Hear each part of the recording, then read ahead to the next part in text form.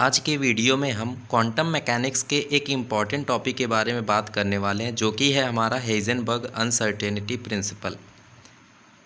तो classical mechanics में अगर आपने देखा था कि कोई ऑब्जेक्ट है और इसका हमें कुछ वेलोसिटी से मूव कर रहा है और इसका कुछ ना कुछ मास है, तो आप इसका मोमेंटम निकाल सकते हो। मोमेंटम कैसे आप निकाल सकते हो? आपको पता है P=m/v होता है। इसकी हेल्प से आप इसका मोमेंटम निकाल सकते हो अगर आपको मास पता है और वेलोसिटी पता है, और साथ ही में आप इसका पोजीशन भी फाइंड कर सकते हो। तो मतलब आप एक ही साथ किसी भी ऑब्जेक्ट का मोमेंटम भी फाइंड कर सकते हो और उसका पोजीशन भी फाइंड कर सकते हो। लेकिन ये सिर्फ और सिर्फ आपका कहाँ होता था? ये आपका होता था क्लासिकल मैकेनिक्स में। लेकिन क्वांटम मैकेनिक्स में ऐसा बिल्कुल नहीं होता है। क्वांटम मैकेनिक्स में अगर आप किसी भी ऑब्जेक्ट का मोमेंटम फाइंड करते हो तो आपका पोजीशन में कुछ ना कुछ अनसर्टेनिटी आ जाएगी, और अगर आप पोजीशन फाइंड करते हो तो मोमेंटम में अनसर्टेनिटी आ जाएगी। तो ये होता है हमारा क्वांटम मैकेनिक्स में, जिसको नाम दिया गया था हेज़ेनबर्ग अनसर्टेनिटी प्रिंसिपल। हेज़ेनबर्ग अनसर्टेनिटी प्रिंसिपल इस वजह से इसको नाम दिया गया था क्योंकि इसको 1927 में हेज़ेनबर्ग ने इसको प्रपोज्ड किया था, इस प्रिंसिपल को। तो अब हम देखने वाले हैं कि जो अनसर्टेनिटी आएगी पोजीशन और मोमेंटम में, वो उसका फॉर्मूला क्या होगा। तो जो प्रोडक्ट होता है uncertainty in position and uncertainty in momentum, वो हमेशा ग्रेटर और इक्वल टू होगी h/2 के। मतलब ये है आपका अनसर्टेनिटी इन पोजीशन और ये है आपका अनसर्टेनिटी इन मोमेंटम। इन दोनों का जो प्रोडक्ट होगा वो हमेशा ग्रेटर और इक्वल होगा h/2 से। इससे कम ये अनसर्टेनिटी नहीं हो सकती। तो अब हम देखने वाले हैं इसको आप अपने नोटबुक में किस तरह से हेज़ेनबर्ग अनसर्टेनिटी प्रिंसिपल को लिखेंगे।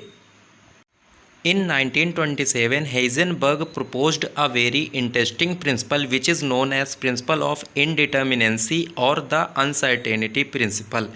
बात है 1927 की, जब हेज़ेनबर्ग ने एक बहुत ही इंटरेस्टिंग प्रिंसिपल को प्रपोज्ड किया था, जिसका उन्होंने नाम दिया था प्रिंसिपल ऑफ इनडिटर्मिनेंसी और uncertainty principle. According to classical mechanics, a moving particle has a definite momentum and occupy definite position।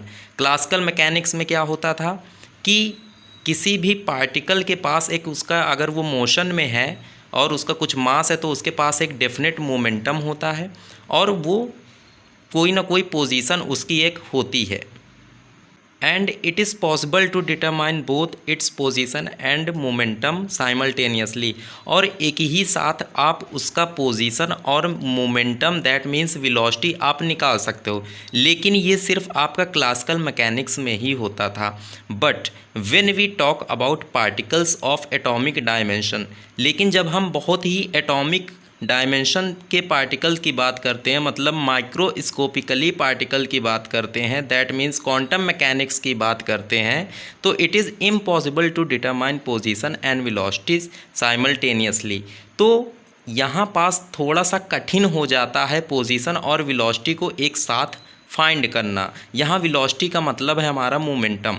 तो आप पोजीशन और मोमेंटम एक साथ क्वांटम मैकेनिक्स में फाइंड नहीं कर सकते हो विद एक्यूरेसी। अगर आप पोजीशन फाइंड करोगे तो मोमेंटम में कुछ ना कुछ अनसर्टेनिटी आ जाएगी, और अगर मोमेंटम फाइंड करते हो तो पोजीशन में कुछ ना कुछ अनसर्टेनिटी आ जाएगी।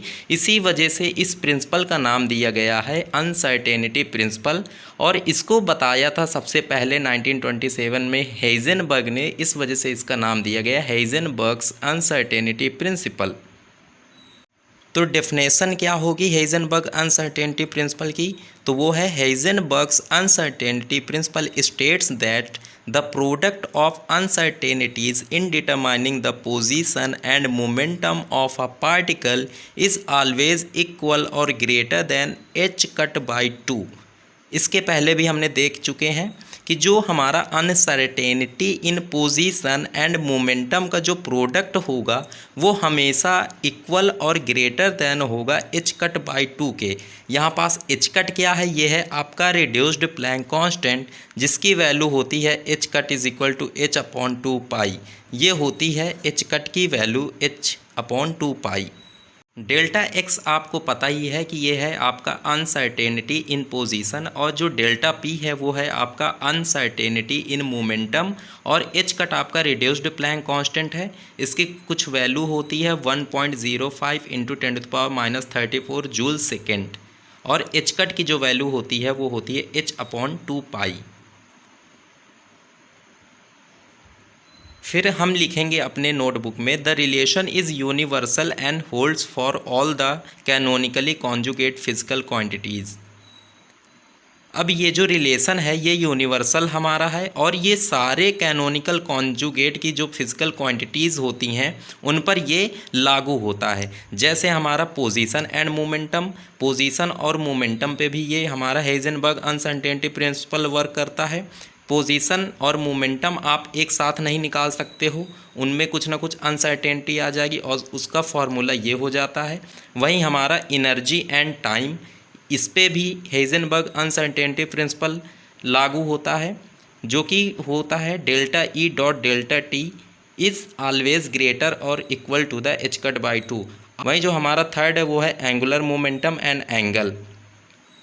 एंगुलर मोमेंटम और एंगल पे भी हेज़नबर्ग अनसर्टेनिटी प्रिंसिपल वर्क करता है, और उसका फॉर्मूला ये हो जाएगा। तो आई होप ये था आपका हेज़नबर्ग अनसर्टेनिटी प्रिंसिपल, जो कि आपको समझ में आया होगा। वीडियो अगर पसंद आया हो तो इसे अपने दोस्तों के साथ शेयर ज़रूर करें, और साथ ही में हमारे चैनल को सब्सक्राइब ज़रूर करें। मिलते हैं अगले वीडियो में, तब तक के लिए धन्यवाद।